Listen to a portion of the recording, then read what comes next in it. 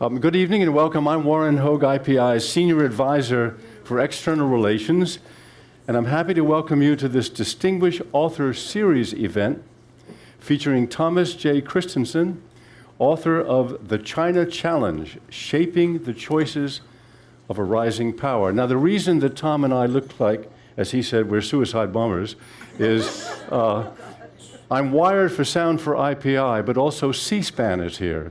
So we're also wired for C-SPAN.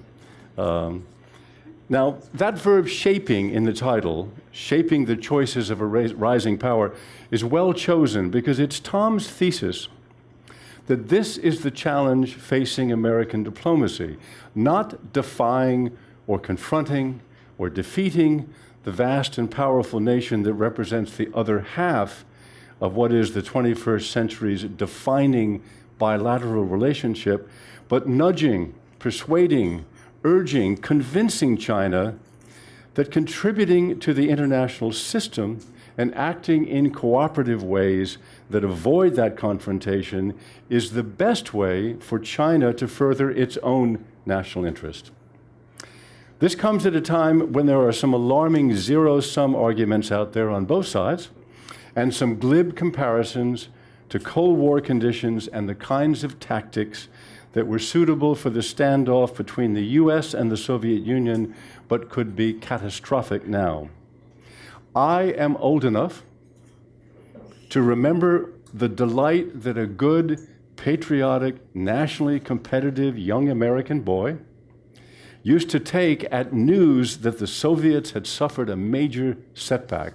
That was the competition.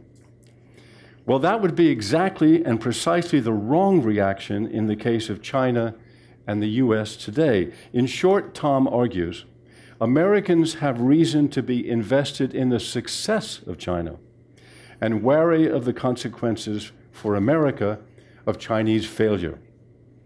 This book is a feast for those of us who inhabit this community and put our faith in smart diplomacy. The China-US competition is also tantalizing for the diplomatic class because there is so much historic distrust and misunderstanding of motive at work in the relationship that only wise negotiations and background consultations can hope to overcome. Tom also has a pretty clear answer to the alarmist theory that war between China and the US is inevitable. Though just when you start to relax at mid-sentence, he adds the pointed reminder that we shouldn't entirely dismiss the idea. China, he writes, is not an enemy of the US and should not become the kind of regional or global adversary that we have faced in the past, although that outcome is still a distinct possibility. As that sentence illustrates, the book is a page-turner, and I'm going to make sure we finish in plenty of time so you will have time to purchase books, which are for sale outside the door, and give Tom a chance to sign them and chat with you. Tom writes with the long-term wisdom of a seasoned scholar, a deep knowledge of the language and culture of China, and the personal experience of having been the Deputy Assistant Secretary of State for East Asian and Pacific Affairs, which at the time made him the State Department's lead contact with China. As an old reporter myself, I particularly took comfort in how frequently Tom embellished his narrative with references to insider things he learned from, quote, internal memos, unquote, and unnamed, quote, Chinese interlocutors. The problem is an age-old one, but this book is brand new, having been published just 2 weeks ago. I'm delighted that IPI has such an early chance to showcase it and its distinguished author, Thomas J. Christensen.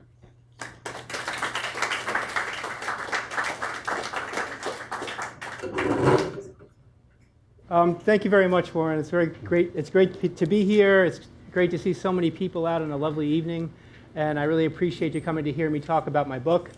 My book really addresses two major challenges that I see that are attendant to China's rise. And China's rise I see is very real in the economic sphere, the military sphere, the diplomatic sphere. But I don't think that China is going to replace the United States as a leading global superpower anytime soon. And I don't see a lot of evidence for the thesis that is pretty commonly espoused in the United States, that China is trying to drive the United States out of the East Asia region. On the security front, I think there is a real challenge, however, and that's to dissuade China from settling its many differences with its neighbors through the use of coercion and the use of force. Even though China trails the United States in military capabilities across the board, and even though China cannot project power very far off its shores, combat power for a sustained period of time, it is a major power already in East Asia, and it can raise costs to forward deployed US forces and to US allies in ways that could easily destabilize a region that matters a lot to the United States and a lot to the rest of the world. So the main point is that China is not a peer competitor of the United States in overall power at this time, but you don't have to be a peer competitor of the leading power to pose all sorts of challenges for that power. If you take geography into account, if you take politics into account, if you take psychology into account, you realize that a lot of security politics are not about great wars of survival like World War I and World War II, but are about more limited aims of actors in specific contexts where the ability to raise costs to stronger actors provides real coercive leverage and creates real coercive problems for that stronger power. And that's the big security challenge that I see. And if anyone has questions about why I don't believe China is going to quickly surpass the United States on any of the major measures of national power, I'd be happy to talk about that in the Q&A. The second challenge is arguably greater. That first challenge is very tricky, and I'll explain why in a moment. There are a lot of maritime disputes that China has. It has a lot of differences with its neighbors on history issues and on sovereignty issues. And that poses the scenarios in which those security challenges can occur. The bigger challenge, and arguably the trickier challenge for US diplomacy, is the global governance challenge. And I spend a lot of time in the book talking about this. We're in a kind of new period in world history in that the world is more tightly interdependent than ever before in ways that the world has never been interdependent before. And that means that relatively small perturbations around the world can upset the entire global system. And in order to solve those kinds of global governance problems, you basically need all the great powers in the world to pull in the same direction, in a positive direction. And China is a great power. It's not as strong as the United States on any particular measure, but it's already a great power, and it's getting more and more influential over time and stronger over time. But China is also a developing country. We've never really seen that before. A power that's as powerful as China that is also a developing country. And it's a developing country with a pretty healthy post-colonial nationalist chip on its shoulder. So it's not eager to answer the entreaties of former European colonial powers or the United States with which it fought in the Korean War and during the Cold War, etc. Globalization is such that we need China to pitch in actively to solve global problems, whether it be non-proliferation, whether it be financial instability, whether it be civil conflicts or humanitarian disasters around the world, or whether it be global climate change. If China doesn't contribute to the solutions to any of those problems, they're going to be very difficult to solve. And if China actively obstructs the efforts of other great powers, they'll be extremely difficult and sometimes impossible to solve. But getting a developing country to think long-term and to contribute to stability in far-flung places in the world, in many cases, is very, very difficult. And the US diplomatic establishment doesn't have a lot of experience in getting that task done. So let me turn to the security issues first, and I'll go back to the global governance. When powers rise, they rub up against their neighbors in new ways. And China's getting offshore with its navy, with its military, with economic investment, and it's rubbing against other countries in new ways. And the big question isn't whether China will necessarily become aggressive, but how will it manage the normal frictions of a rising power? It has disincentives to be highly aggressive, but it's going to be rubbing against other countries, and other countries are going to be rubbing against it in new ways. How will it manage that challenge? And there are a lot of reasons to believe that China may not manage it very well. I talked about the post-colonial nationalist sentiments in China that make China very reactive. There are domestic political reasons in China for China to take very tough stance on the many sovereignty disputes that it has. And China has a lot of points of friction with its neighbors.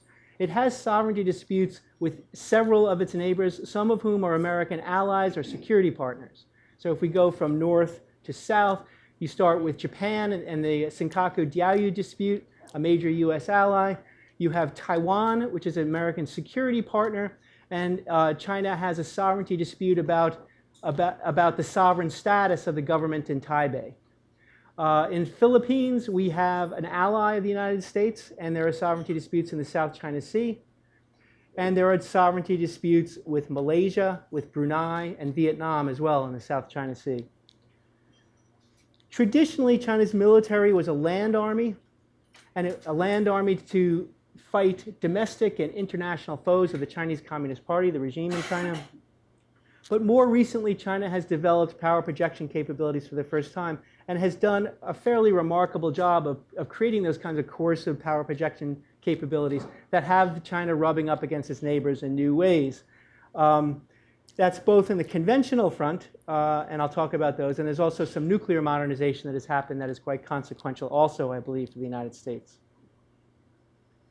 So China is able to get offshore and hurt forward deployed US forces and challenge US friends and allies in ways that it couldn't before. That doesn't mean that China can dominate East Asia, but that ability to hurt provides political leverage. And that's what most, not all, but most international security politics is about. And those are asymmetric capabilities against a potential superior foe in the United States. They include accurate, conventionally tipped ballistic missiles with solid fuel systems that are mobile. These include, most recently, according to public reports, an anti-ship ballistic missile that could hit moving targets at sea because the missile can be retargeted after re-entry at those moving targets at sea. And that could put at risk American capital ships, which is one of the United States' big advantages. Submarines, including fairly sophisticated diesel-electric submarines that are relatively quiet, that can carry cruise missiles, that can carry advanced torpedoes, and that can lay sea mines.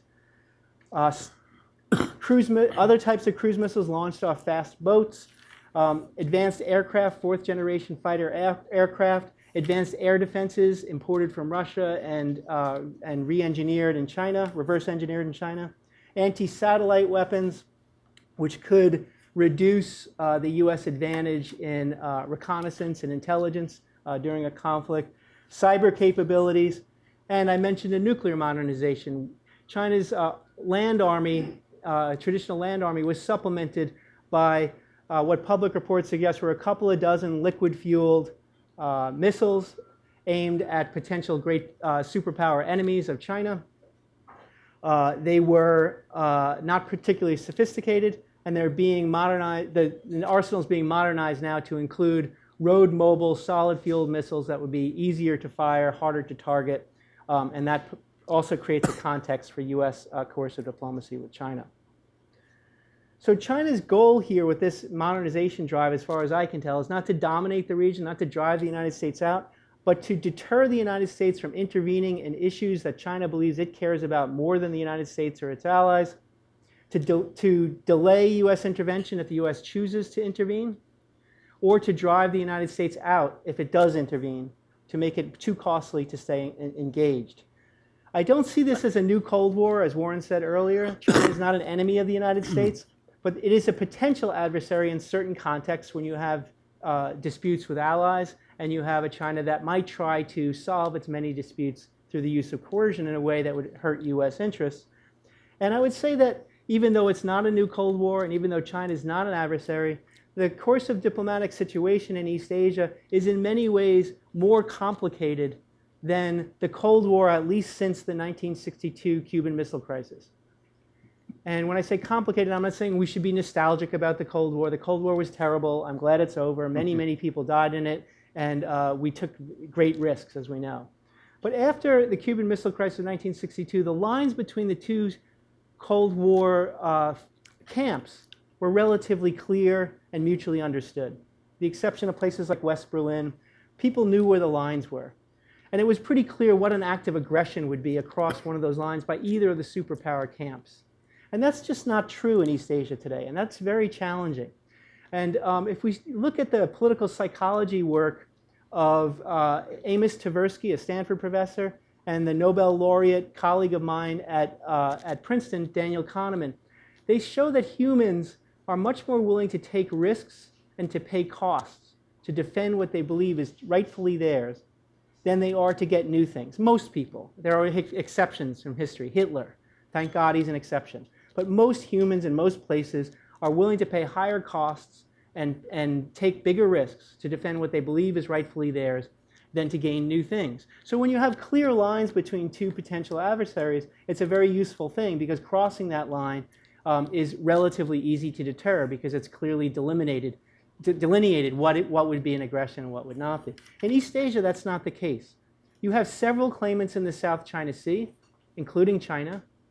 You have claimants to the Diaoyu Senkaku Islands, Senkaku Diaoyu Islands, whichever you want to put it, right?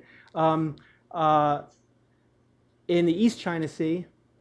And it's my strong impression from talking to people in the various capitals in those disputes that they all truly believe that their claims are legitimate. They're all sincere. From Tversky and Kahneman's point of view, this is the worst possible outcome. They all believe they're defending something that is rightfully theirs, and if they give it up, they're going to lose something bad, and they might lose more things in the future. That makes them more likely to stand firm in any conflicts or crises that arise over those conflicts. And there's a lot of post-colonial nationalism I mentioned in China. Well, there's a lot of post-colonial nationalism in other parts of East Asia as well, including in places like Malaysia, which is a dispute in the South China Sea, including in the Philippines and Vietnam, for example. So that feeds that problem. So how do you deter or dissuade China from using force to settle its many disputes? It's not always easy, and as China develops those new capabilities, China can bring more leverage to bear in those disputes. And there is an escalation risk for the United States that needs to be recognized.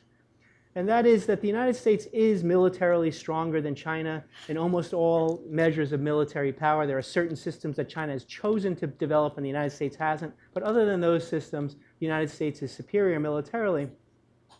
But a lot of the ways that the United States is superior is that the United States can reduce the capabilities of adversaries relatively early in a conflict.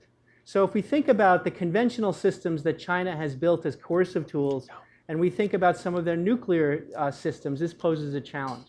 Some of the most potent conventional systems that China has created to raise potential costs to adversaries are conventionally tipped ballistic missiles on mobile systems and submarines.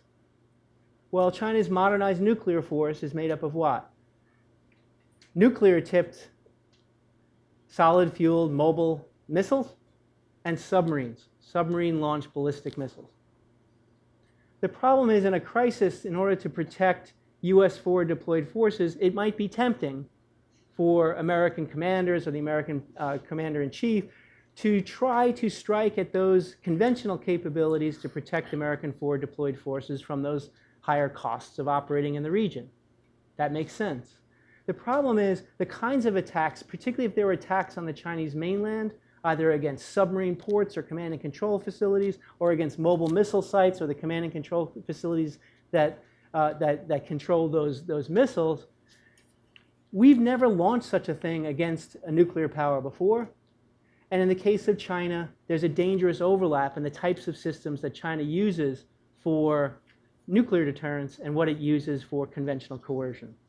So if command and control systems and mobile missile sites were struck, or command and control systems for submarines were struck, and submarines were struck, and submarine ports were struck, a Chinese leader might think the United States is trying to use conventional means to take out the nuclear deterrent with potential escalatory implications. And that's a very dangerous situation that we didn't face during the Cold War. China does have a no first use doctrine, and some people take courage in that, and they say, well, as long as the United States doesn't use nuclear weapons, China would never escalate to the nuclear level anyway. There are internal writings that have become available in the United States and elsewhere that suggest in Chinese nuclear thinking, no first use might be described more as a guideline than a rule. And if there were robust conventional attacks on what Chinese leaders saw as their nuclear capabilities, it might not hold. So that is not necessarily a comforting doctrine in this scenario.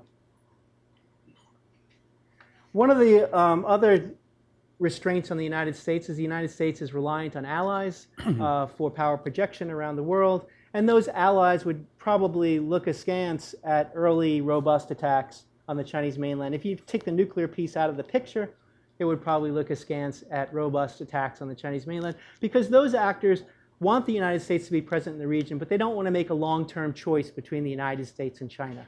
They have robust economic relations, diplomatic relations with China. They don't want to make a permanent choice. So they would probably also be a restraining factor on any future president considering conventional crisis management and conventional conflict over these types of issues.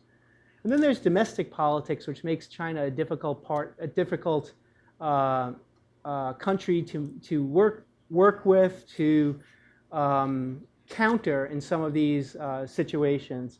And the domestic politics are such that I think the Chinese government is more concerned about domestic stability than in only one period that I can remember in my personal experience in China. I first went to China in 1987. And I've been going to China very frequently ever since. And the only period compared to the last few years that I saw the Chinese government as more concerned about domestic stability was the period right after the 1989 democracy protests and the Tiananmen massacre. In that period, I was a graduate student at Peking University. The Chinese government was even more concerned than today. But now they're quite concerned as well about social stability. There's tens of thousands of protests many tens of thousands of protests around the country on a regular basis. They're trying to restructure their economic model after the financial crisis. And basically, I see China as quite concerned about nationalist humiliation, because nationalist humiliation provides a politically correct reason for many protesters who are upset about conditions in China at the local level to link up with each other using social media, etc. And they turn their attention on whom, when it's nationalist issues, on the central government. You can blame the local government for pollution, you can blame the local government for corruption, you can blame the local government for a lot of things, but only the central government is responsible for China's foreign policy and its security policy. So people could be mad at the government for other reasons, and if the central government loses face on Japan, Taiwan, on sovereignty disputes, this could provide an opportunity for the many people who are frustrated to unify with each other and find links in the national security establishment in China who are also patriotic and might be frustrated by what might be seen as a weak-kneed response to some challenge. And that worries me greatly. There are forces for peace, and I don't want to be too pessimistic, and there's a transnational production chain, a high level of interdependence in East Asia today, and China is at the very center, it's the fulcrum of that transnational production chain. So it's importing parts from certain countries, it's assembling them in China and exporting to other countries. It's a major factor for China not to want to have lots of conflict with all of its regional partners, including US allies, and not to have a conflict with one of its biggest markets, the United States. So there are forces for peace as well. I don't want to be fully pessimistic. That's the security piece, and when you look at that economic piece, it's very important because I mentioned nationalism as a source of legitimacy for the Chinese Communist Party, but producing jobs is very important too. And you don't want to alienate the Japanese and the Americans and the Southeast Asians all at once if you want to produce jobs in China.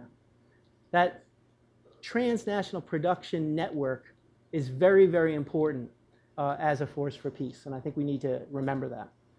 On the global governance issue, which I think is the tougher challenge, I think it's important to just imagine that China is the most important, most powerful developing country ever.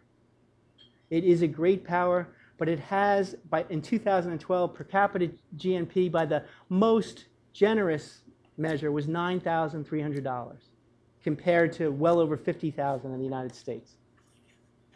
So it's a developing country. It has some 100 million people in abject poverty by global standards, which means $1 a day, which is hard for most Americans to imagine. It has huge gaps in income distribution that cause domestic instability. It has a very weak social safety net, even though it's run by a nominally communist party. And it has a lot of problems at home, but it's a great power. If a country the size of China, despite all of its domestic challenges, does not contribute actively to global governance, we're going to have a lot of trouble solving problems. China's economy is already big enough to provide support and succor to nuclear proliferators. China is the biggest economic partner of two famous nuclear proliferators, right? The North Koreans, who are developing a nuclear weapons program, and Iran, that's developing nuclear technologies in violation of IAEA demands. China is the biggest economic partner of both of those countries. And that economic partnership is big enough for those governments to stay in power despite the pressure of all the other great powers. China doesn't want those countries to have nuclear weapons. China just wants to be left alone to have normal economic relations with those countries. It actually doesn't, in my opinion, want those countries to have nuclear weapons. But it's not eager to destabilize the regimes there by putting maximum pressure, and it's not eager to give up its economic opportunities, particularly in Iran, and its political equities in North Korea. And I don't have time to go into all of those, and I do explore them in the book. On financial stability, China has massive foreign exchange reserves and is a big enough economy that if it doesn't contribute in a financial crisis, we could have real trouble. But again, China is relatively poor. And if you look at something like the Greek crisis, when Europeans and Australian leaders asked China to contribute to Greek bailout, Chinese understandably said, they have $23,000 per capita GNP. We have $9,000 by the most generous measures. They have an enormous social safety net that drove them broke. We don't have one yet. Do you really expect us to bail out Greece? Is that really fair? On the other hand, China has the foreign exchange reserves, and if the EU was dragged down by Greece, who would be hurt? China. Large trading partner, large investment partner with the EU. So it's not a simple issue of right or wrong. It's a complex diplomatic challenge that the US diplomatic corps and the world's diplomatic corps, the Europeans, the Japanese, the Indians, and others just don't have a great amount of experience in solving. It's a difficult new problem. If we look at greenhouse gases, the problem is very, very clear. By far, the biggest emitter of greenhouse gases is China. If China is not on board in any kind of international agreement, that international agreement will fail just on pure physical grounds, but also on political grounds, because others will say, why should we contribute actively if China is not contributing actively? That can also be said for the United States, and I point that out in the book. And one of the problems is, again, China is a developing country. Its government is reliant for its legitimacy in large part on job creation. And it can point to the history of climate change in which the United States has produced a lot more of the CO2 in the atmosphere than China has, even though China produces more on a year-on-year basis now. And if you look at a per capita basis, right, per capita basis, the United States citizenry has produced a lot more of the CO2 in the atmosphere than China. And that will continue for quite a long time. And people say, well, why doesn't China contribute now since it's producing so much of the greenhouse gases now? And you say, again, China is a country of 1.3 billion people. Average per capita income at the most generous level, 2012 figures, $9,300.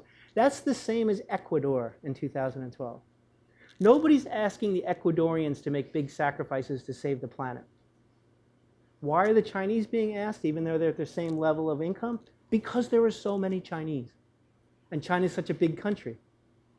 And it's so influential that you can't solve the problems without it. And China is also so integrated in the world, this is the positive part, that you ought to be able to convince Chinese elites that if these problems aren't solved, everyone will suffer. And since you're so integrated with the world, you will suffer quite a bit as well. So you have an incentive to deal with this. So how to respond to it? The book finishes with chapters on the post-Cold War world. I go through the George H.W. Bush and Clinton administrations first, then the George W. Bush administration, in which I served, and the Obama administration up till the end of 2014. And I try to draw lessons about what's worked and what's not worked in the past. You have to accept that Chinese nationalism is universal. Almost all Chinese I've known have a sense of national pride and believe that China has been kicked around in history. Pro-democracy people, people who support the authoritarian regime in China, agree on this basic notion. So the key is to try to shape China's choices so that it seeks national greatness through cooperation rather than through coercion. And I think it is an achievable task. It's a very difficult task. I think it is an achievable task. And the goal is to dissuade aggression by making it seem too costly. That's the security piece. That's the strong U.S. presence piece. You need a strong U.S. presence, strong U.S. alliances in the region. But you have to simultaneously convince the Chinese elites that the purpose of that presence and that strength is not to keep China down, and not to steal away sovereignty, and not to take away things that China cares a lot about. I think we've had successes on this, and on cross-strait relations during the George W. Bush administration. The administration, I believe, was successful in doing two somewhat opposite things at once, and successfully stabilizing the situation across the Taiwan Strait. And that was a strong support for Taiwan's defense and strong warnings against the use of force to coerce Taiwan back into the fold from mainland's perspective. And at the same time, assuring statements that opposed provocative measures in Taiwan, in particular the 2007-2008 referendum to apply to the UN under the name Taiwan, which was seen as an assertion of Taiwan independence on the mainland. If you do both of those things at once, the coercion looks less attractive and it looks less necessary, because it doesn't look like the US position is designed to promote something that China fears. In the Obama administration, I think the Obama administration's handled the Senkaku dispute with China quite well, in that it has reiterated that unlike other sovereignty disputes in the region, the Senkaku dispute falls under the Article 5 of the US-Japan alliance because the United States recognizes administrative control. It has strengthened the alliance with Japan in the last few years, but at the same time, according to public reports, it has urged restraint by Japan, and it has criticized Japan publicly for whitewashing the atrocities of World War II through various statements and actions by its elites. And I think that's a good mix. The second thing is we need to invite China to solve problems, but if China doesn't solve the problems or doesn't contribute to the problems, we have to try to solve them in ways that perhaps China will not like, and that might bring China around. And that happened in 2010. As you remember, North Korea sunk a South Korean ship, shelled a South Korean island, and China's position was basically nobody else should react. The Obama administration asked China to contribute. It chose not to, put pressure on North Korea.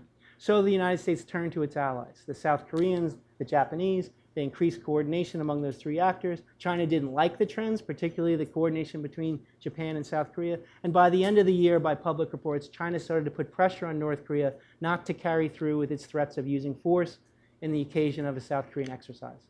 So you saw somewhat of a shift on China's policy.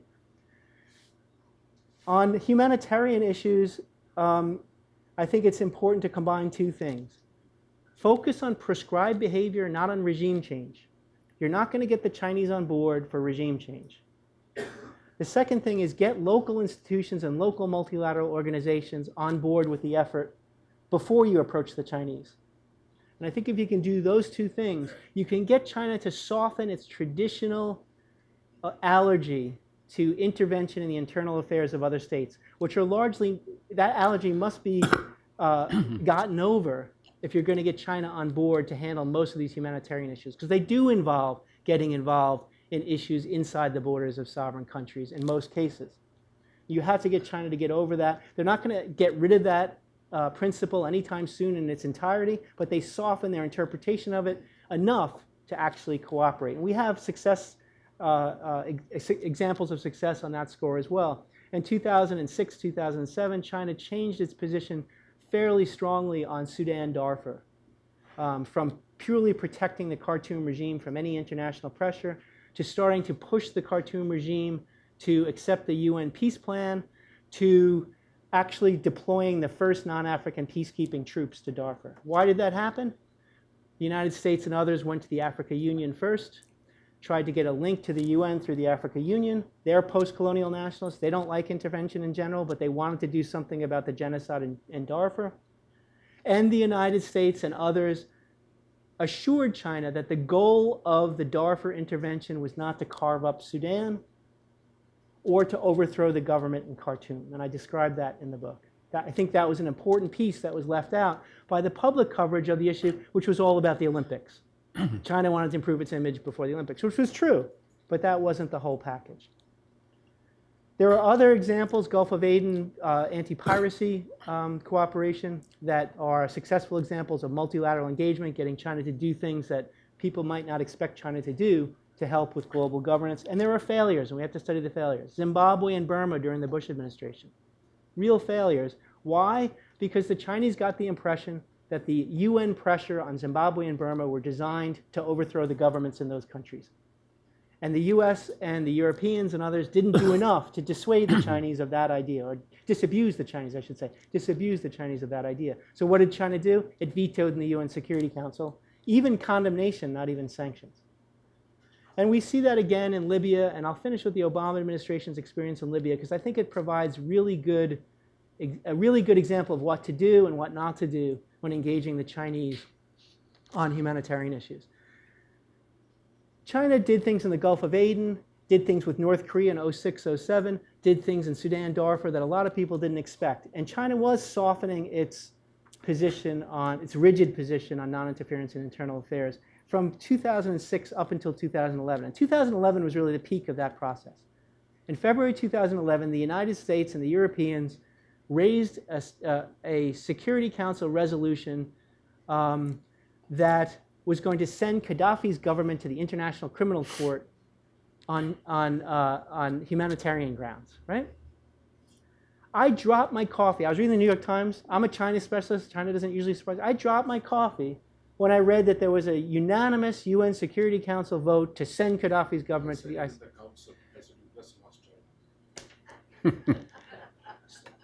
So they voted to do this.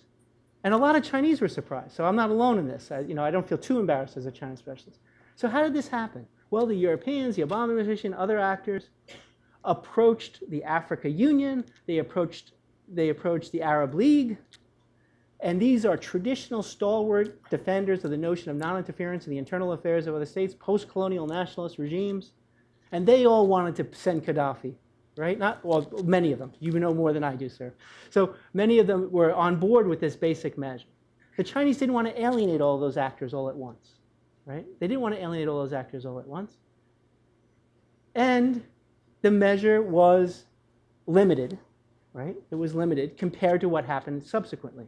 We then had a vote on the use of force, and China more predictably abstained, not to alienate all those actors again. And that was nominally to protect the population of Benghazi from slaughter. What happened after that stopped that positive trend in Chinese foreign policy, in my opinion.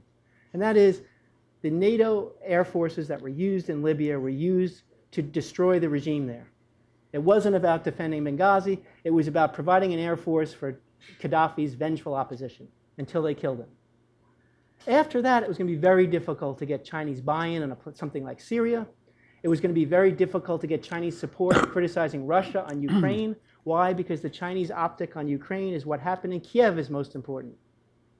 It was European and American interference in what happened in Kiev that led to the Ukraine crisis that should be focused on. This regime change fetish of multiple administrations and both parties in the United States, right? So Syria, the Obama administration opened with Assad has to go. Well, if Assad has to go and you're not willing to take him out, you can't use international pressure to get rid of him if you're going to alienate other actors who don't want to see the UN used for regime change. So it doesn't work.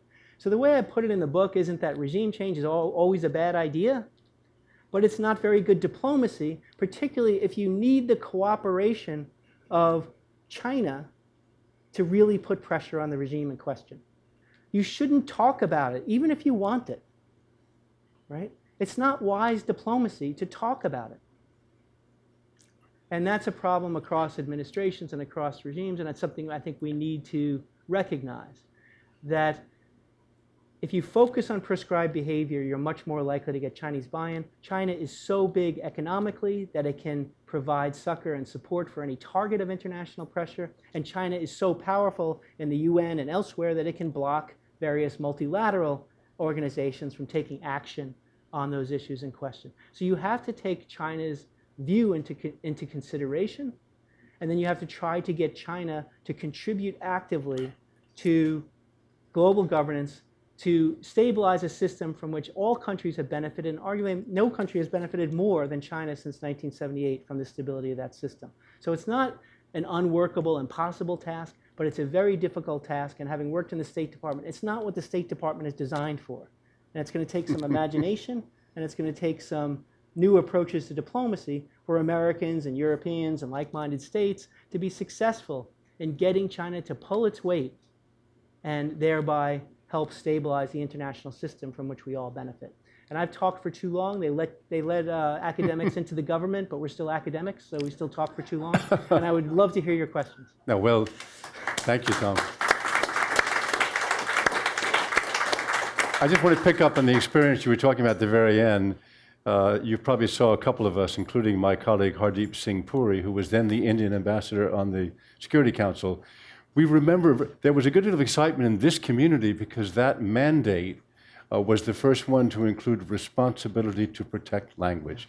And that was seen as a victory by lots of people here. Yeah. Then we watched, you mentioned dropping your coffee.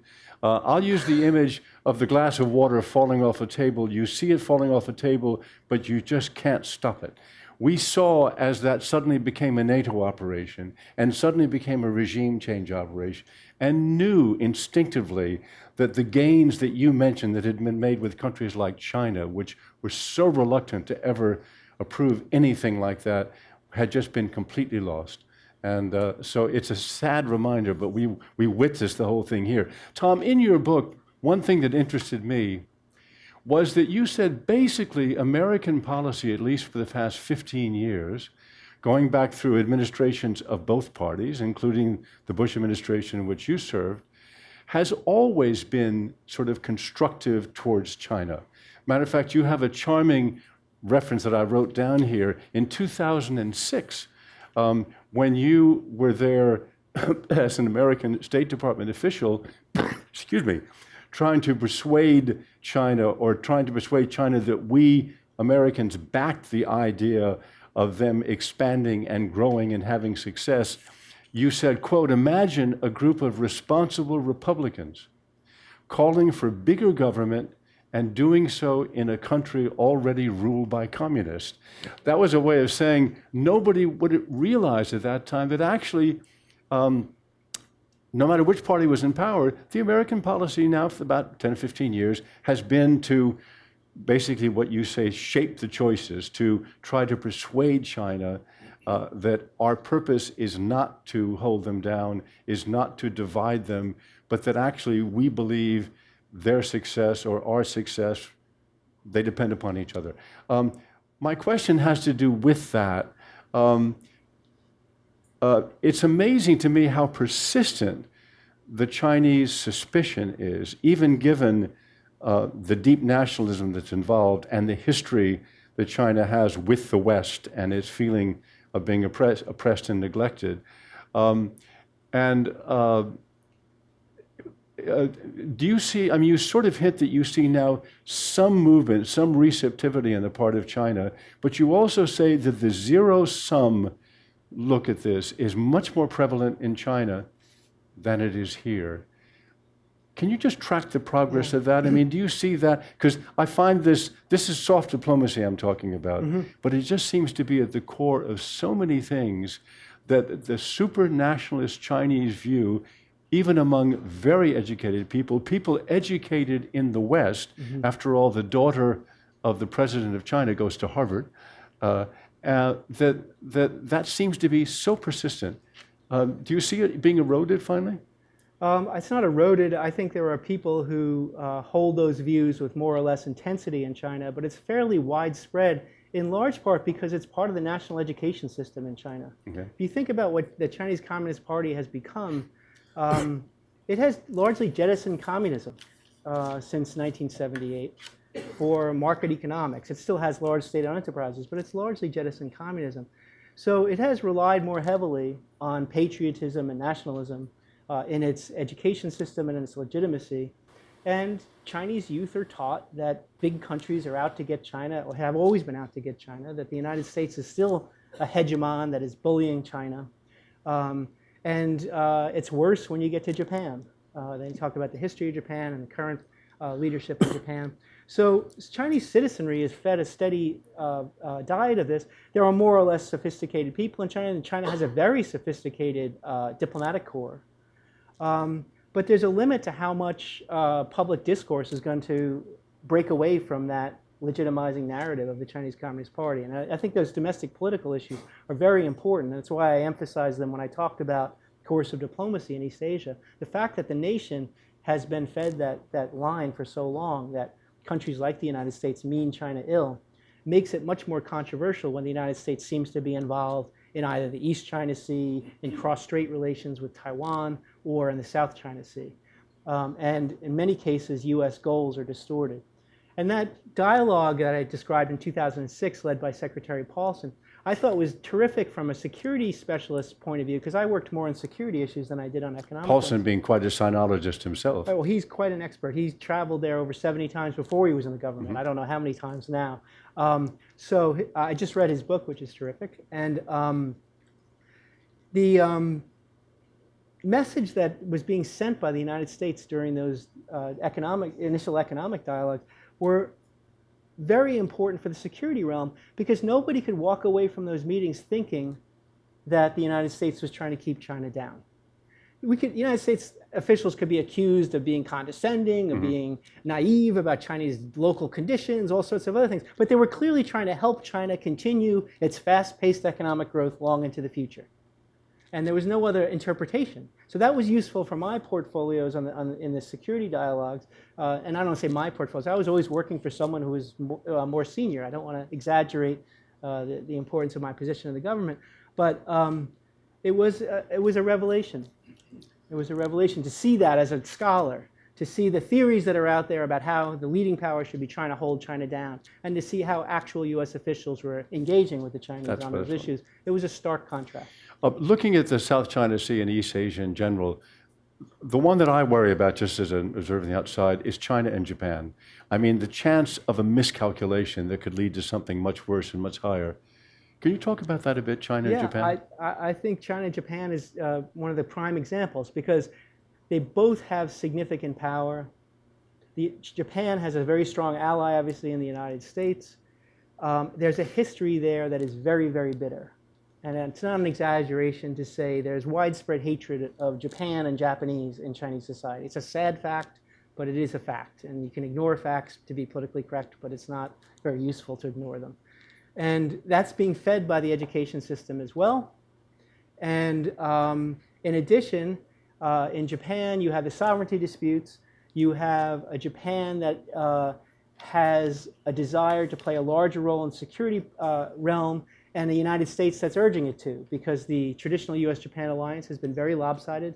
The US defending Japan, Japan not really committed to any kind of defense of the United States or other US interests in the region in an active way. So it's trying to create a more balanced alliance, which I think is a good thing. That's going to cause more friction with China. And again, the fact that the Japanese really believe the Senkaku Islands are Japanese, and the Chinese really believe the Diaoyu Islands, same islands, are Chinese, is a big problem. The fact that they're sincere means they're more likely to stand firm. It's somewhat fortunate that no one lives on the islands, because when people are involved, it gets more complicated. They're just goats. So that makes it a little bit easier to deal with. But it's a very, very tense situation. I do think it's manageable, and at the end of the day, the economics are important.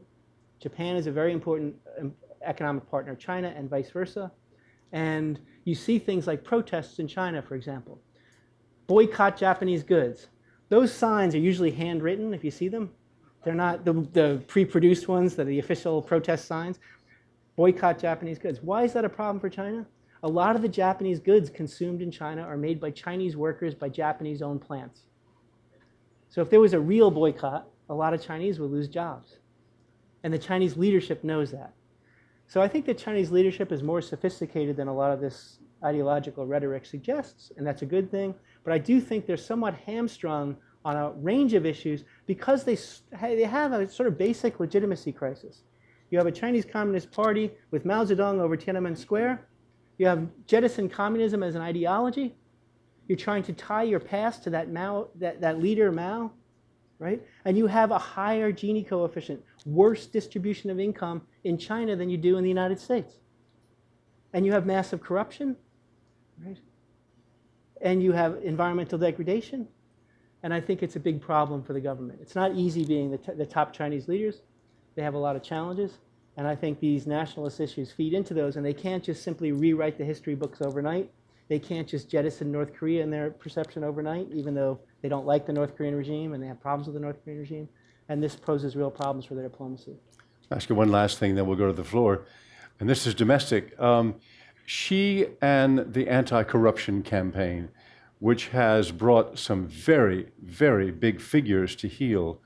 What is his purpose? How does that fit into his overall design and plan for China? And also, isn't it very high risk given the people he's going after? I think it is high risk. I think he's an assertive leader by personality. He appears to be, not just internationally, but domestically. He seems to have ideas about where he wants the Chinese Communist Party regime to move.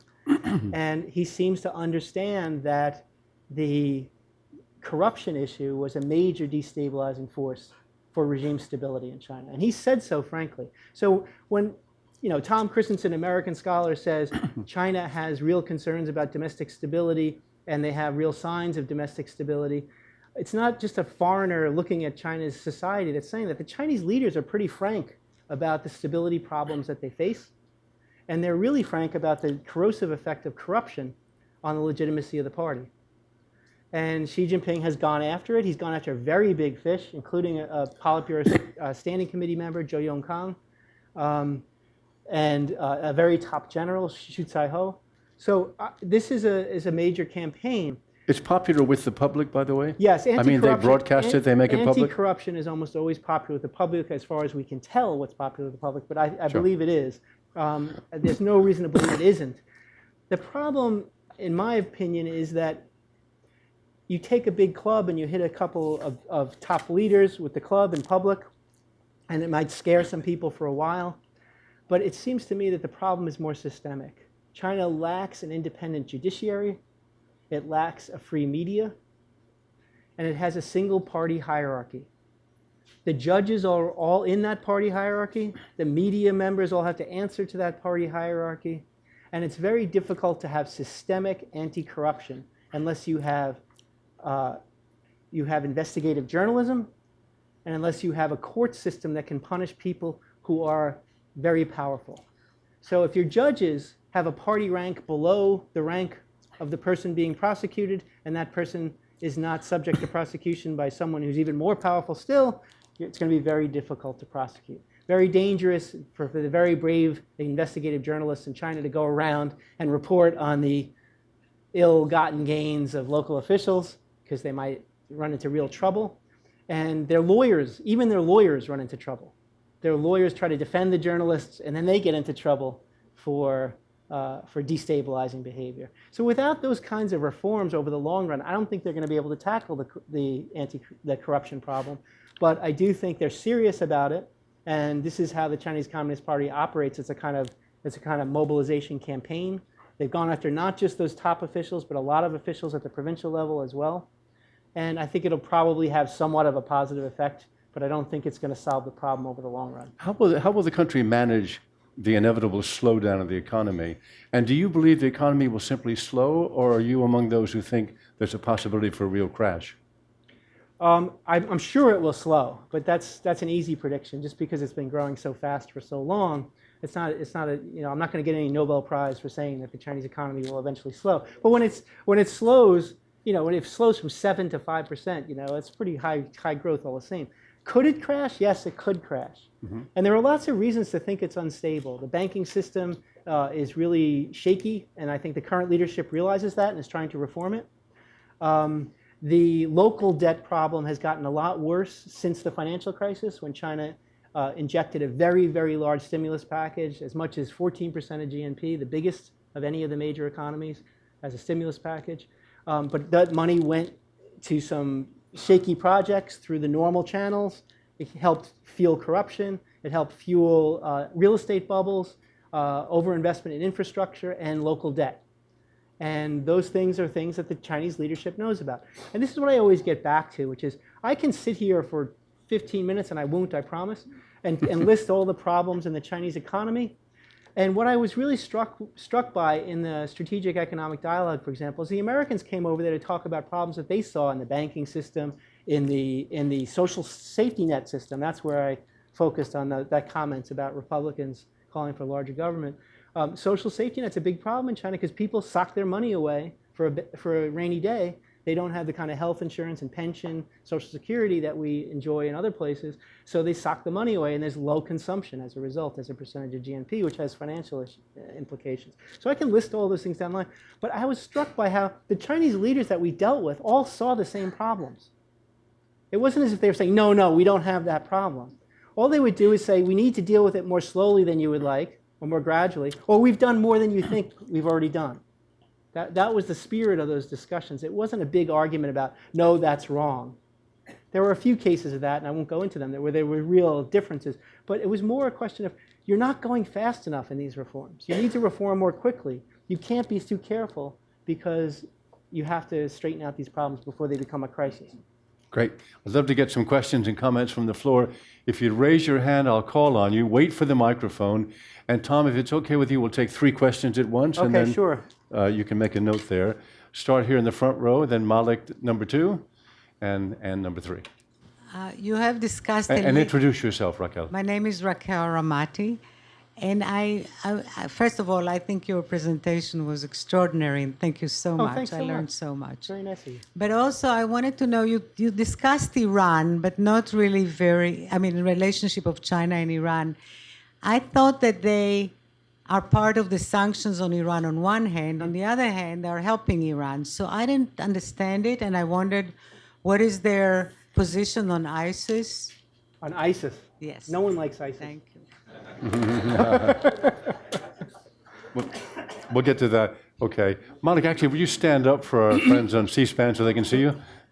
My name is Manik Mehta. I'm a journalist. You didn't mention much about President Xi until Warren spoke about him.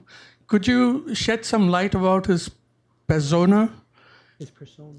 And secondly, could you also, how do you read the situation in Hong Kong, which is facing a crisis? That's 2 questions. Okay. Thank you. Okay. And then the third here in the front row. Thank you. My name is Ann Phillips. I'm a member of board of IPI. And that was absolutely fascinating. I thank you so very much for that presentation. I have 2 quick questions. One is, I recently attended an economic forum on China, and the panelists consisted of primarily scholars and business people who do business primarily with China. And one of the panelists told an I found it absolutely astounding. He spoke about virtual Potemkin cities that have been built to give a lot of jobs to Chinese in construction. And the cities are large cities. They have many condominium buildings and theaters, malls, and on the malls they have all the Yves Saint Laurent and Gucci, and But no one's there. without any merchandise in it, and nobody lives in these cities because nobody can afford to. My question is this really sound? I'm not an economist, but it doesn't sound like very sound economic policy to Very me. good. Perhaps you can comment on that. So you got And 4 then- there, actually. I have 4, yeah. I mean, it's astounding.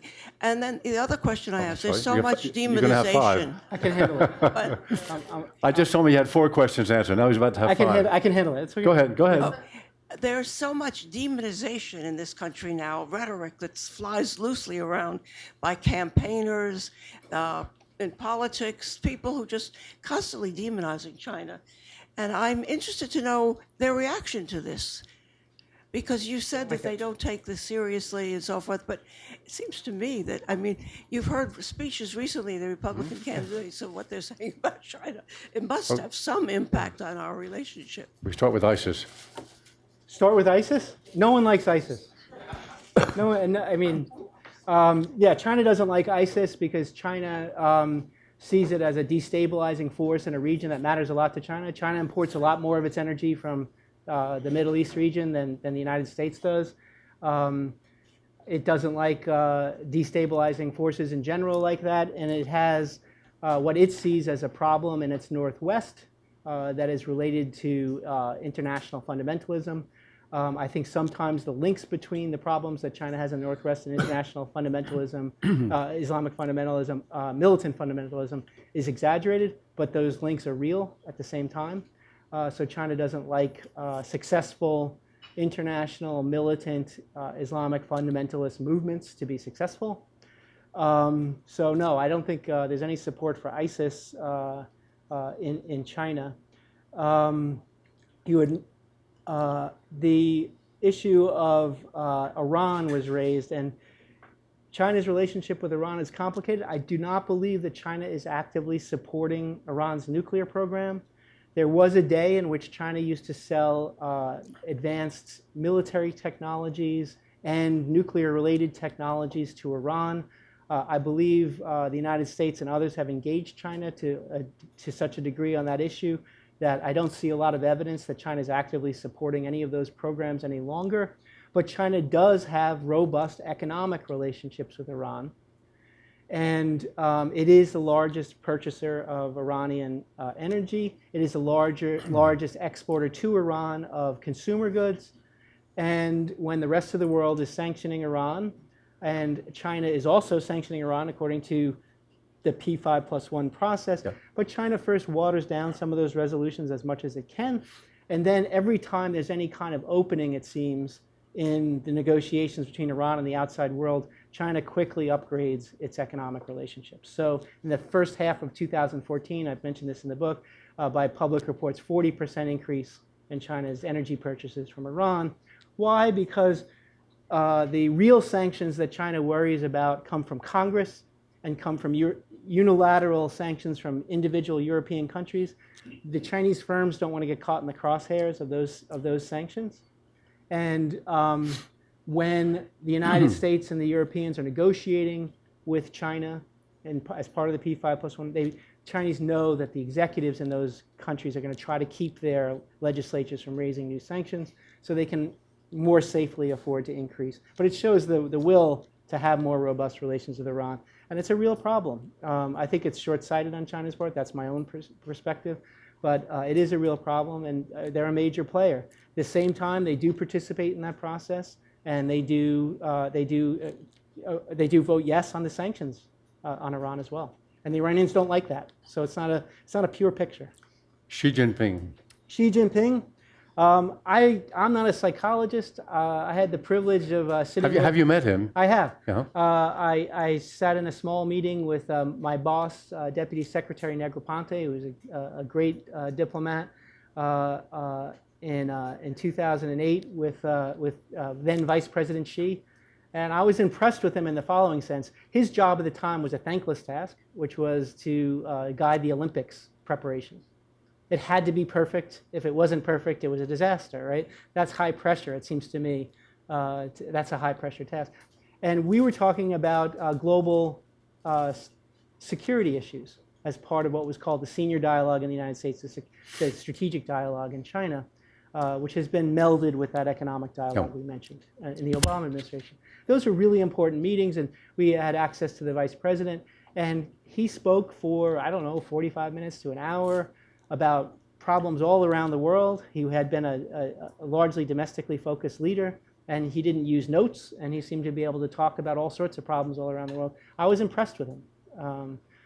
In terms of personality, I'm not a good personality analyst, but I can say that his reputation and his posture is more assertive than his predecessor, President Hu Jintao, who had a reputation for being more cautious, having slowly worked his way up through the bureaucracy, and being more reserved in his expression. But that's not much of a personality analysis.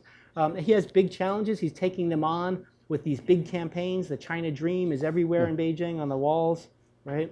And he is trying to tackle a lot of these economic problems that I mentioned and corruption problems that I mentioned through big measures. The question is, will he be successful? It's far too soon to tell.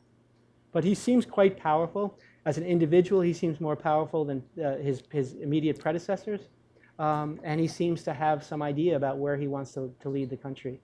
The unfortunate part of it is that he has also encouraged a very strong crackdown on freedom of expression in academic circles and media circles that I think is not only wrong on straightforward moral grounds, but I think is the wrong answer for China. When you look at the problems that China faces, they need more freedom of expression, more debate, more exposure of corrupt officials to the media, et cetera, not less. And unfortunately, he has chosen a path of being more constraining on freedom of expression in China than his predecessors. Hong Kong. Hong Kong is a very difficult challenge for the mainland because Hong Kong has a wealthy, stable, educated, cosmopolitan population that has every reason to want to have representative democracy. And all the arguments that are made, the more sophisticated arguments that are made on the mainland about why the mainland is not ready for competitive democracy do not apply to Hong Kong, right? Because it has the education base, it has the infrastructure, so it's very difficult to come up with a reason why Hong Kong should not have direct elected officials, but the mainland's very worried about it because now they've gotten Hong Kong back since 1997, and they see such politics as potentially getting out of control to the degree that that contagion from their perspective, we might see it as a positive thing, could spread to the mainland, right? So they've tried to allow universal suffrage in name without the actual choice, free choice of candidates by controlling the nomination process and of the chief executive. And that is obviously going to be frustrating to many people in Hong Kong. So will there be new protests? It's quite possible. I do think that it's a more complicated process than I have time to answer. I do think that some of the tactics of the protesters were insufficiently sophisticated to further their own goals. And I would have to get into a discussion of the Basic Law and how they could work within the framework of the Basic Law to further their goals rather than moving away from the Basic Law. And if they move away from the Basic Law, the end result may be in some ways worse for Hong Kong rather than better, because the Basic Law provides certain protections for Hong Kong autonomy that if they were removed, Hong Kong could be in a worse place because they'd be under more direct mainland control, which nobody wants, and I don't think there's any reason for them to want that. So. The virtual Potemkin cities that Ann Phillips mentioned, is this the same as the real estate bubble that has created these nests of high-rise buildings which are empty? Yeah. Or is that a different phenomenon? No, it's a real estate bubble for sure. What happens is job creation becomes a major goal. There's a slowdown in the economy. They believe they need to produce enough jobs to maintain stability, because there's this constant concern about stability. So they loosen up the money supply through the normal channels, which are state-owned banks, local officials. Local officials have a very weak tax base, which is something a lot of people don't realize. Communist country, weak tax base for local officials. So local officials have a very strong incentive to find wealthy capital holders to sell land to.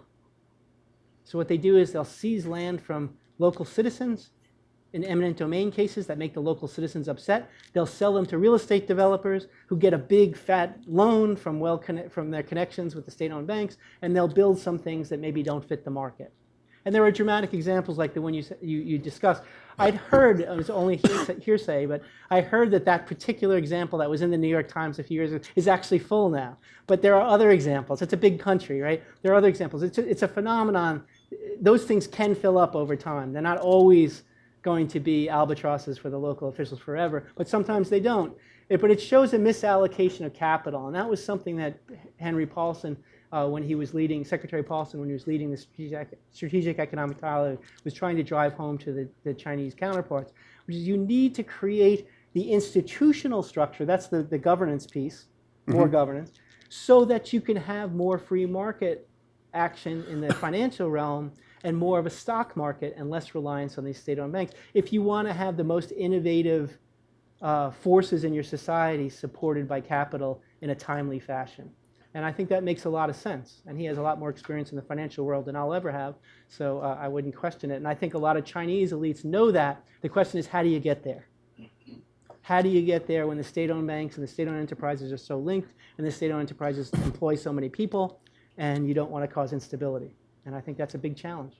And I wrote myself a note about your last question, but I can't read my own note. Demonization that one is thrown around constantly. Well, there's demonization, Thank you. first of all, Demonization. I'm an independent. I'd say, first of all, I don't represent the U.S. government. I still advise the U.S. government, but I don't represent the U.S. government in anything I said here or in the book. It's my own opinions. Understood. And I'm nonpartisan. I've been an independent my whole adult life.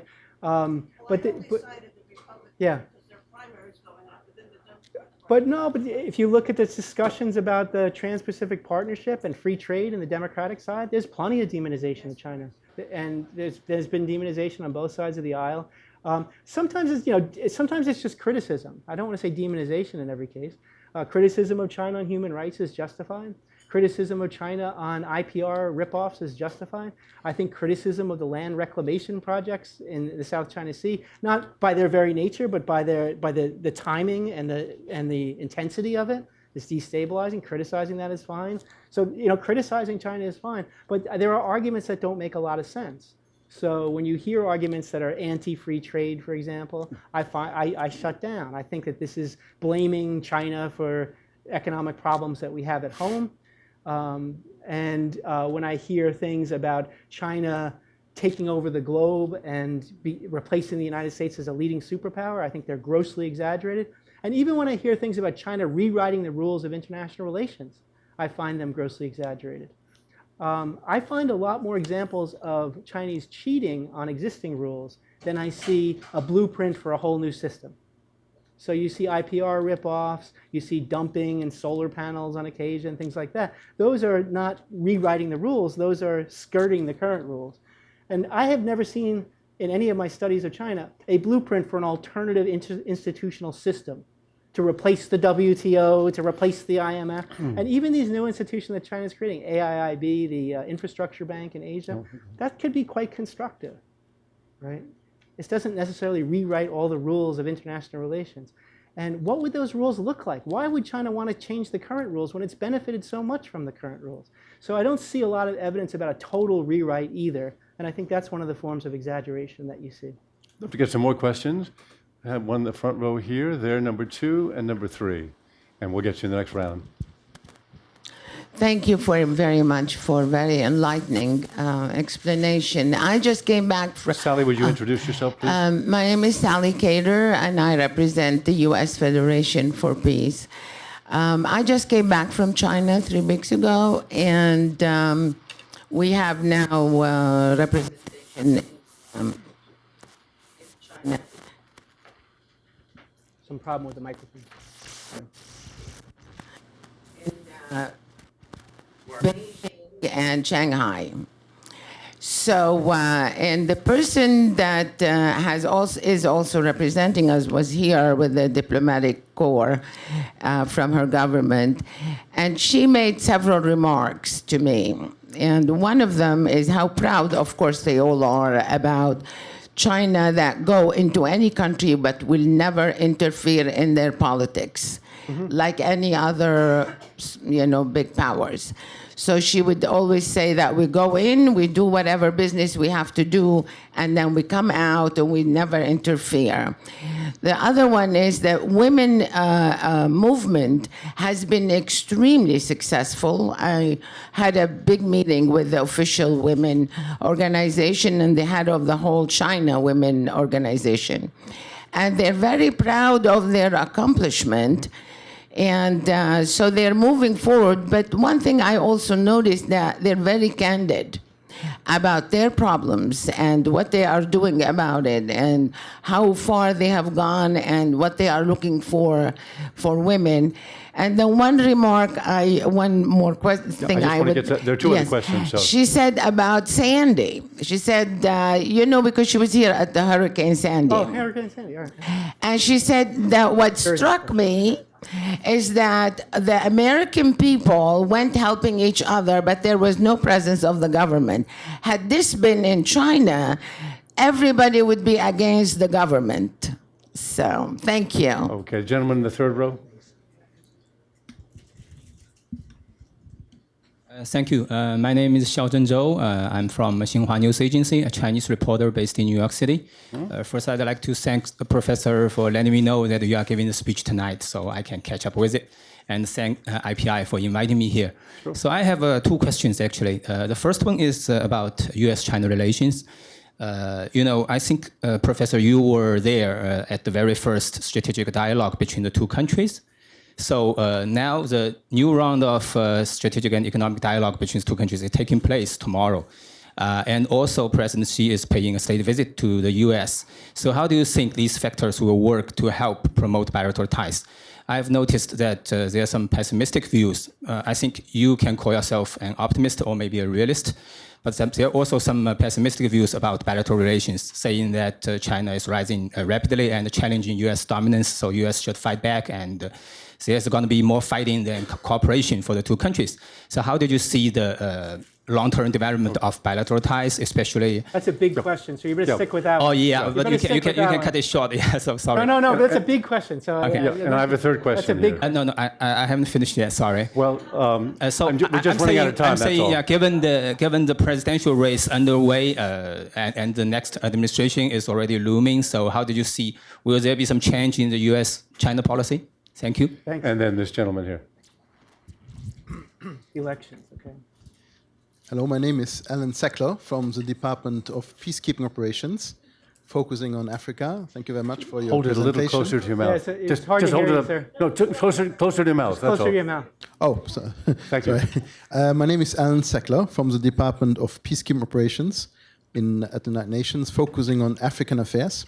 Thanks for doing that. Thank you for your presentation. And I was wondering, with regard to the U.S.-China strategic dialogue, there is a tendency among Chinese diplomats to stress the notion of sovereignty when it comes to discussing extension of presidential mandates beyond constitutional timeframes.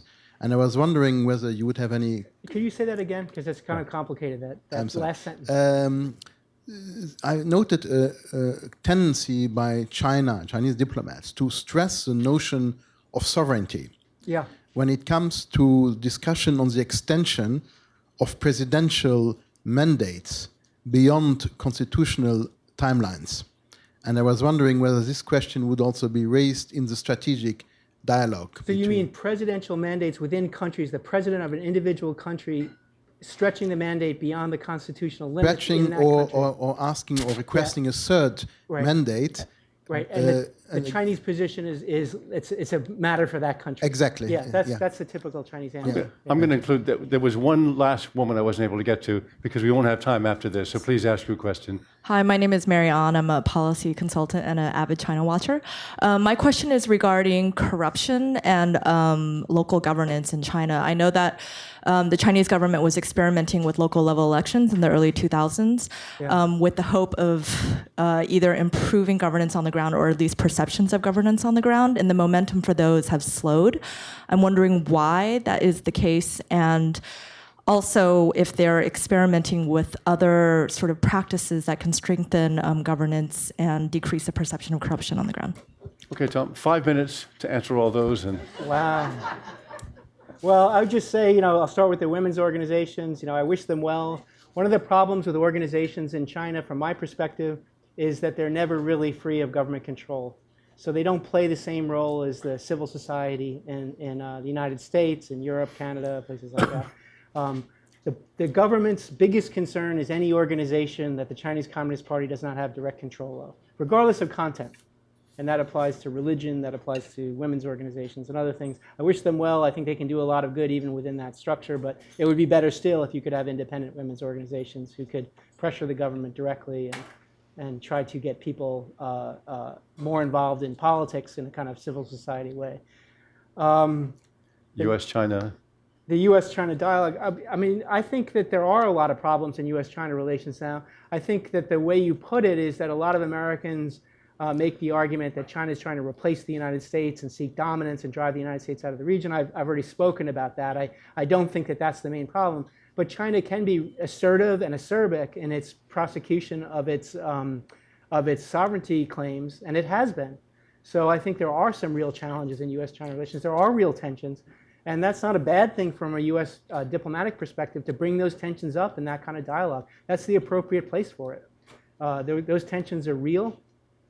There's going to be a push by the United States for China to clarify what that 9-dash line in the South China Sea means, whether it's consistent with international law, how Chinese interpret things like artificially made islands, and whether they generate, in China's perception, 12 nautical mile territorial waters and airspace above them, or even EEZs, and they don't in the opinion of almost all international lawyers. So those types of things are going to come up. Those are real issues. Those are different than the issues of whether China is going to be dominant and kick the US out of the region or take over the world. And I think it's unfortunate so many of my compatriots focus on questions like that, rather than how is China's real rise in capabilities in its own region and also globally pose challenges for the real issues that the United States and like-minded states face.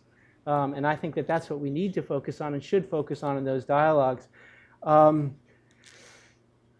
There are specific issues, and I don't want to go into too many, that should be addressed. On the economic front, a bilateral investment treaty would be a very good thing to reach. And there has been some progress during the Obama administration on the negotiations on that issue with China.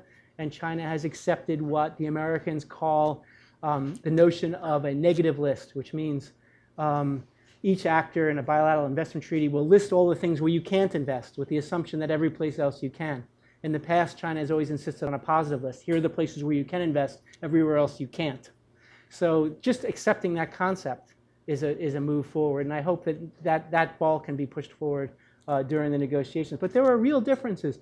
I don't want to come across as saying, because we're not enemies, that we don't have real differences. And I don't want to come across as saying, because I don't think that we should treat China as an enemy or try to contain China's growth, that I don't think the United States often has to take very tough positions on a range of issues: human rights, security, economic issues like IPR ripoffs, dumping, things like that. I do believe the United States needs to take tough positions on those things. But those dialogues are very useful occasions to do it. And it's much better to have set dialogue meetings where you know you all have to be there and it's scheduled, no matter how tense the relationship is. You get into the room and you talk it out. And that's certainly better than some of the alternatives. Local elections. This would be the last word. Is that the last word? I thought there was one more. Oh, I missed it. There's one from the UN. Yeah, the UN. Oh, I'm sorry. Yeah.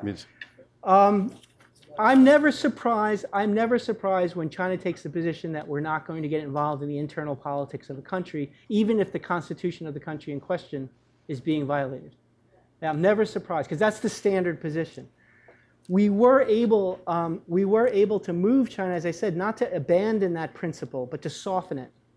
The United States and like-minded states in the period that I described from 2006 to 2011. I think the capstone of that was the vote on Gaddafi. And if you look at the statement that China made on the vote on Gaddafi, it's very telling. They were very uncomfortable, obviously, with the vote. Many people in the Chinese establishment, the government that I talked to, I was out of the government at that time, didn't know that China voted yes. They voted yes to send Gaddafi to the ICC. They voted yes. That is 1970. Resolution 1970 was Yeah. a unanimous resolution. Yeah, unanimous so resolution. nobody voted. So it just went through. It went through. So they did not stop it in any way. They didn't. So they said, we must have abstained. No, you didn't abstain. You were for it. And they made a statement saying why they were for it. And the statement was very short. And it basically said, because of special circumstances there, and they always say special, that means they don't want a precedent to be set, we're going to do this, right? So for China to support, right, something like this is really extraordinary, right? It's more common for China to say, that's the business of the people in that country. And if they have a constitutional problem, they should address the president themselves. That's more predictable. It's sad, because in many cases, the instability in countries that are created by that kind of situation can create civil disturbances that spread around the world, create contagions, sometimes literally in the form of disease, other times in the form of violence. You work on this, and thanks for doing it, but you know this better than I. And the whole system can be destabilized by relatively weak actors with bad governance. And we learned that on 9/11, right? That, Afghanistan is not a great power, but it harbored actors that could destabilize the system. So global governance and the R2P principle, I think, are very important. Getting China on board for that is going to be very, very difficult. And if you look at China's R2P accession statement, it has a lot of codicils about what it doesn't mean for China. And I think that's going to be a real challenge. Local elections. Local elections, I haven't followed it that closely. I haven't seen a lot of progress up the chain. What China instituted earlier were local elections at the very local level. Those local elected officials did not always control their own budgets, which is a big part of politics. They often had to rely on party members, even if they were non-party members who were elected, for their own budgets, which limited their power.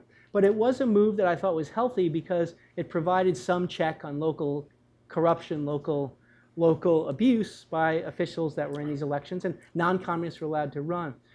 There were always a limit to that in the sense that what China would never allow, the Chinese Communist Party, not China, the Chinese Communist Party would never allow is independent party systems away from the Chinese Communist Party. And if you think about elections, if you're going from the village level to the county level in China, county level can have millions of people. You go to the province level, they have provinces that are the size of countries. You can't have a non-communist member, even if they were going to allow elections at that higher level, you can't have a non-communist member, a candidate in those elections without a platform, without a system, without an ability to get the word out about what that platform is to a large group of people. At the local level, you can be just from a member of a family in a village. You're from the Wang family, the Zhang family has the Communist Party candidate, you're from the Wang family. Everybody kind of knows each other. You don't have to get the word out that much. And Mr. Wang can beat Ms. Zhang, let's say, right, in the election.